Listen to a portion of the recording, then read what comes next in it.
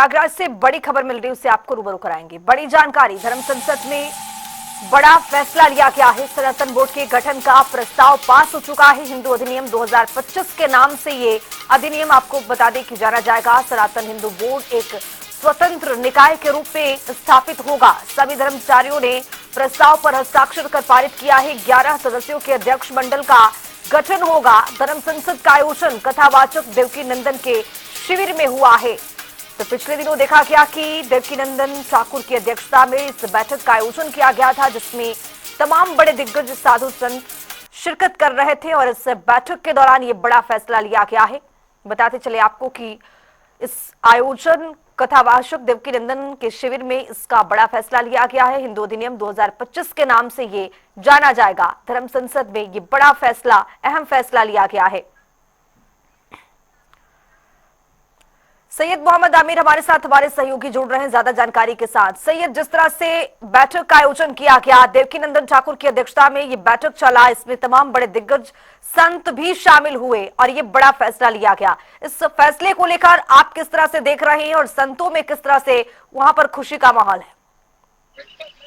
लेकिन इस तरह से ये देवकीनंदन ठाकुर के सेक्टर 18 में ये का आयोजन हुआ था और जहाँ प्रेस वार्ता की गई थी, जिसमें कुछ दिन पहले और कहा गया था धर्म संस्था उन्हीं सभी जाति एक पद है, जिसमें अखिल भारतीय अखाड़ा परिषद के अध्यक्ष रविशंकर महाराज जी थे उस प्रेस कॉन्फ्रेंस में। मगर जो धर्म संसद हुई उसमें सभी 13 अखाड़ों के जो महान थे वो और चारों शंकराचार्य शामिल नहीं हुए हैं। मगर इस धर्म संसद को जो अधिनियम 2025 का जो है टैग दिया गया है और इसमें जो प्रमुख मांगे रखी गई हैं वो रखी गई, सनातन बोर्ड लागू किया जाए और देश भर के मंदिर सरकारी नियंत्रण से बाहर हो, हर कोने मंदिर और गौशाला स्थापित हो और धर्मांतरण रोकने के लिए गरीब हिंदू परिवार को आर्थिक सहायता देना और सनातन हिंदुओं के दूसरे विवाह रोक लगाने का प्रयास करने जैसी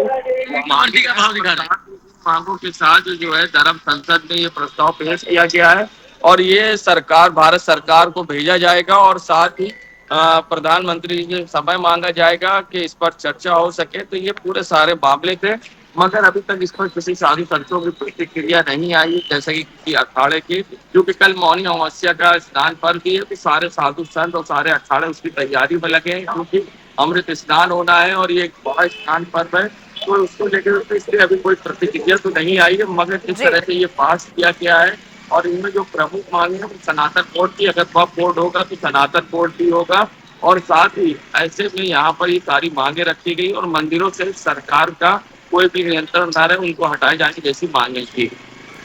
सैयद मोहम्मद आमिर, जिस तरह से इन मांगों को रखा जा रहा है साधु संतों की ओर से और गठन का भी कुछ, जैसा कि आपने बताया कि शंकराचार्य भी इससे कुछ नाराज चलते हुए दिखाई दिए, क्या सरकार की ओर से इसमें कोई बड़ा फैसला लिया गया? सरकार की ओर से कोई पक्ष इसमें रखा गया है?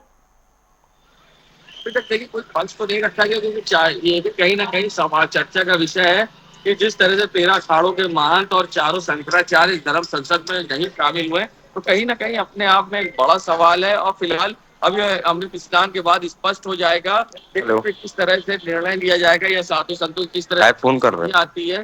फिलहाल जब इससे पहले प्रेस कॉन्फ्रेंस हुई थी, देवकीनंदन ठाकुर जो थे आधे घंटे लिए अखाड़े पहुंचे थे, जहाँ पर प्रेस वार्ता हुई थी। चलो ठीक है, बताई थी और सनातन बोर्ड के मुद्दे पर सारे साधु संत एकजुट है। जी, बहुत शुक्रिया सैयद तमाम जानकारी साझा करने के लिए। तो आपको बताते चले कि धर्म संसद में बड़ा फैसला लिया गया है। देवकीनंदन ठाकुर की अध्यक्षता में ये बैठक बुलाया गया था। सनातन बोर्ड के गठन का ये प्रस्ताव पास हो चुका है। हिंदू अधिनियम 2025 के नाम से अधिनियम जाना जाएगा।